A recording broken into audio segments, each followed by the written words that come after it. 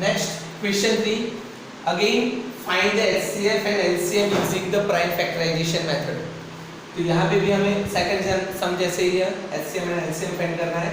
फिर यहाँ पे आप देखेंगे जो क्वेश्चन 2 था उसमें सिर्फ 2 नंबर थे, यहाँ पे 3 नंबर है, बट मेथड हमारी वही की वही रहेगी। कैसे लेंगे? तो पहले हम लेंगे 12 को, तो हम रफली ऐसे कर देंगे 12, 6 2 जा 6, 2 जा 3, 3 जा 1, यानी 2 स्क्वायर इंटू 3, 2 स्क्वायर इंटू 3। फिर 15 को कैसे लेंगे? 15 इज इक्वल टू 3 5 जा, और फिर लेंगे 21 को 7 3 जा, यानी 7 इंटू 3। ओके, तो बिल्कुल आगे बताया ऐसे। पहले हम HCF फाइंड करेंगे। तो HCF के लिए क्या बोला था? 2 नंबर हो कि 3 नंबर हो, तीनों में जो नंबर हो वो कॉमन नंबर। तो ये तीनों में कॉमन नंबर कौन है? 3। तो यहाँ पे आएगा 3 एंड उसकी स्मॉलर पावर, बट सब में 3 की एक ही पावर है, तो HCF मिल गया हमें 3। एंड दूसरा LCM, तो LCM में हमने बताया था सारे नंबर आ जाने चाहिए, कोई भी बचना नहीं चाहिए, रिपीट नहीं होने चाहिए। तो यहाँ से 2, यहाँ से 3 आ गया, यहाँ से 5 3 आ गया, लास्ट बचा 7। और दूसरा क्या बताया था? बिगर पावर। तो इन सब में दूसरे के पास तो पावर नहीं है, बट 2 के पास पावर है जो कि बिगर है 2, तो यहाँ पे हम लिखेंगे 2। नाउ सिंपली हमें क्या कर देना है? इनका मल्टीप्लाई, जो कि आएगा 420। तो स्टूडेंट्स यहाँ पे हमें प्राइम फैक्टराइजेशन से 3 नंबर का HCF एंड LCM फाइंड करना सीख लिया। मान लो कि अभी ये स्टूडेंट ये 2 सम आप कर लेना, खुद इजी है एकदम। तो आगे किए वैसे ही है बिल्कुल, बट यहाँ पे 3 नंबर है। बट मान लो यही सम को आपको बोला हो कि ये 3 नंबर का यूक्लिड डिवीजन लेमा से, 3 नंबर का यूक्लिड डिवीजन लेमा से HCF एंड LCM फाइंड करो। तो ऑब्वियसली LCM तो हम नहीं फाइंड करेंगे, LCM तो यही मेथड से होगा, पर यूक्लिड डिवीजन लेमा से HCF कैसे फाइंड होगा वो मैं बता देता हूँ। तो पहले आप कोई भी ये जैसे कि 12, 15 एंड 21 है, तो ये तीनों में से पहले कोई भी 2 नंबर सिलेक्ट कर लो, कोई भी एनी 2 नंबर। मान लो पहले मैं ये 2 नंबर सिलेक्ट कर रहा हूँ, 12 एंड 15। तो 12 एंड 15 का हम यूक्लिड डिवीजन लेमा से HCF फाइंड करेंगे। तो 15 इज इक्वल टू 12 1 जा 12 प्लस 3, फिर टर्न आएगा 12 का, और 3 इधर, 3 4 जा 12 प्लस 0, तो ऊपर कौन आया? 3। मतलब कि ये जो 2 नंबर थे वो 2 नंबर का हमें HCF मिल गया 3। अभी ये जो HCF मिला हो और ये जो नंबर मिला है, ये दोनों का हम HCF फाइंड करेंगे। तो 21 एंड 3 का, तो 21 को हम यहाँ पे लेंगे, तो 21 is equal to 3 into 7 plus 0, 3 7 जा 21। तो ये तो पहले स्टेप में आंसर आ गया। तो ये दोनों में जो छोटा नंबर है वो हमारा HCF हो जाता है, यहाँ पे HCF मिल गया 3। तो मान लो 3 नंबर का यूक्लिड डिवीजन लेमा से हमें HCF फाइंड करना है। तो पहले कोई भी 2 नंबर का HCF फाइंड करो, फिर उसका जो आंसर है उसके साथ तीसरे नंबर का HCF फाइंड करो, तो आपको 3 नंबर का यूक्लिड डिवीजन लेमा से HCF फाइंड करने का आंसर मिल जाएगा। Next question 4, given that HCF of 306 and 657 is 9। मतलब कि यहाँ पे हमें सीधा HCF दे दिया हुआ है, कितना है? 9। तो फाइंड क्या करना है? LCM। तो सिंपल मेथड, पहले इधर हम फॉर्मूला यूज करेंगे, HCF into LCM is equal to A into B।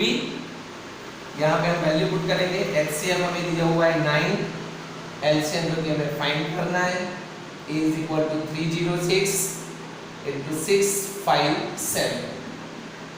LCM is equal to 306 657 और ये 9 नीचे, 9 से यहाँ पे कट करेंगे, 9 3 जा 27, 9 4 जा 36। बस सिंपली ये दोनों नंबर का मल्टीप्लाई कर दो, आपको आंसर मिल जाएगा। तो आपको समझ में आ गया होगा कि जब भी HCF 2 नंबर का HCF दिया हो तो LCM फाइंड करना हो तो भी ये फॉर्मूला, LCM दिया हो HCF फाइंड करना हो तो भी ये फॉर्मूला। बस सिंपली आप ये दोनों का यहाँ पे मल्टीप्लाई कर देना, आपको आंसर मिल जाएगा। Okay, next question 5 and 6। Fifth question है, check whether the 6 power n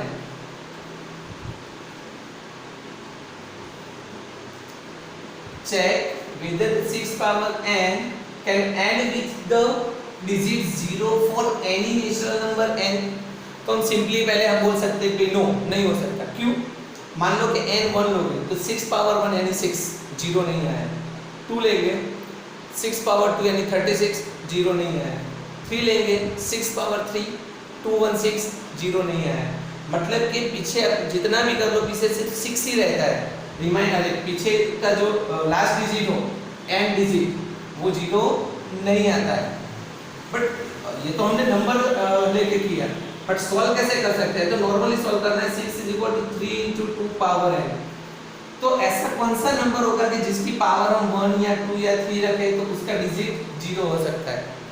तो जब भी हम किसी का प्राइम फैक्टराइजेशन करें, जब भी किसी नंबर का हम प्राइम फैक्टराइजेशन करें और वो नंबर में 5 और 2 दोनों नंबर अगर आते हो अंदर 5 और 2, तो ही उसका एंड नंबर जो होगा उसका डिजिट 0 होगा।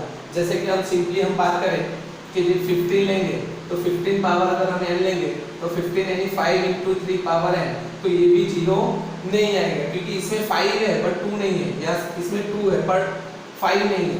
अगर हम ले रहे हैं 30 पावर n होगा तो 30 यानी 6 5 जा और 6 यानी 3 2 जा and 5 जा, तो यहाँ पे 2 और 5 दोनों नंबर आए हैं। इसीलिए n हम कितना भी लो n 1 2 3, इसका एंड ऑलवेज 0 ही होगा। जैसे कि 30 का स्क्वायर 30 पावर 1 तो 30 आएगा, 30 का स्क्वायर 900 आएगा, फिर 30 का क्यूब 27000 आएगा। तो इन सबका जो एंड है वो 0 से आता है।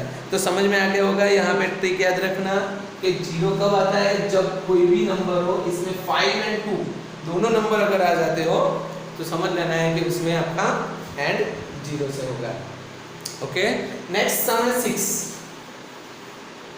तो 6 में explain why this number and this number are the composite number. चलो इसमें से मैं पहला नंबर ले लेता हूँ 7 × 11 × 13 + 13। पहले तो कंपोजिट नंबर किसको बोलते हैं? कंपोजिट नंबर आपको पता है, आप 6-7 स्टैंडर्ड में पढ़ चुके हो, फिर भी काफी स्टूडेंट को याद नहीं होगा कि कंपोजिट किसको बोलते हैं। तो प्राइम का बिल्कुल रिवर्स, प्राइम किसको बोलते हैं? तो ऐसा नंबर जिसको किसी से भी सिर्फ वो नंबर एंड 1 से ही डिवाइड कर सकते हैं। जैसे कि अगर हम ले लेते हैं 1 को हम नहीं लेंगे प्राइम में, 2 से स्टार्ट करेंगे 2 3 5 7 11 13 17 19 23 29 31, ऐसे 1 से 100 तक 25 प्राइम नंबर्स है।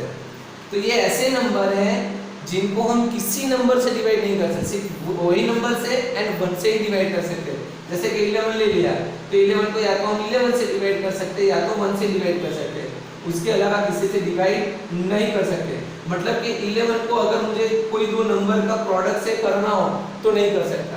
ये कोई भी नंबर हो, प्राइम नंबर को आप दो नंबर के प्रोडक्ट में प्राइम फैक्टर में डिवाइड नहीं कर सकते। अगेन लास्ट टाइम बोल रहा हूँ, प्राइम नंबर हो तो प्राइम नंबर को दो नंबर में आप डिवाइड नहीं कर सकते। कोई भी नंबर 29 बन जाए 29, बस आगे कुछ नहीं होगा।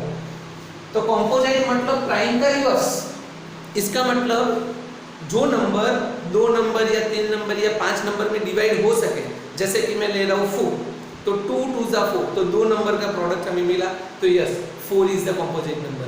जैसे मैं ले रहा हूँ 12, तो 2 × 2 × 3 3 नंबर में डिवाइड हो गया, that means 12 is the composite number. तो कॉम्पोजिट मतलब कम से कम दो नंबर का प्रोडक्ट होना चाहिए।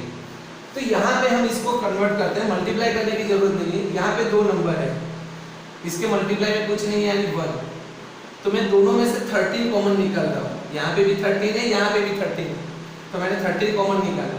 तो यहाँ से 13 कॉमन निकाल रहा था, यहाँ पे